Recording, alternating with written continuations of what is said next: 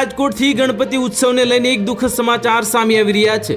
રાજકોટ શહેર ભાજપ દ્વારા ગણપતિ મહોત્સવના આયોજન બ્રહ્મ સમાજના આગેવાનોને આરતીનો સમય છઠ્ઠા દિવસે આપતા વિવાદ થયો છે। આ વિવાદ હવે ભાજપની મુશ્કેલી વધારી શકે છે। ગુજરાતભરમાં બ્રહ્મ સમાજ હવે ભારતીય જનતા પાર્ટી સામે મોરચો માંડે તો નવાઈ નહીં લાગે।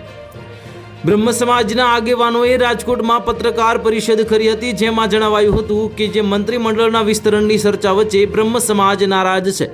રાજકોટ સહિત સૌરાષ્ટ્રમાં બ્રહ્મ સમાજના ધારાસભ્યને મંત્રી બનાવવાની માંગ ઉઠી છે અને માંડવીના ધારાસભ્ય અનિરુદ્ધ દવે અને ભાવનગરના ધારાસભ્ય સેજલબેન પંડ્યાને મંત્રી બનાવવામાં આવે તેવી માંગ કરવામાં આવી રહી છે। ભાજપમાં બ્રાહ્મણોની અવગણના થઈ રહી છે અને સૌરાષ્ટ્ર કચ્છ સમસ્ત બ્રહ્મ સમાજના આગેવાનો ભારત આયોજાએ જ નિવેદન આપ્યું હતું કે ભાજપમાં બ્રાહ્મણોની અવગણના કરવામાં આવી રહી છે અને ચિમનભાઈ શુક્લની આ સમયમાં જ જનસંઘની શરૂઆત થઈ અને ભાજપના પાયા નાખવામાં આવ્યા અને બ્રાહ્મણોએ લોહી રેડ્યું હતું।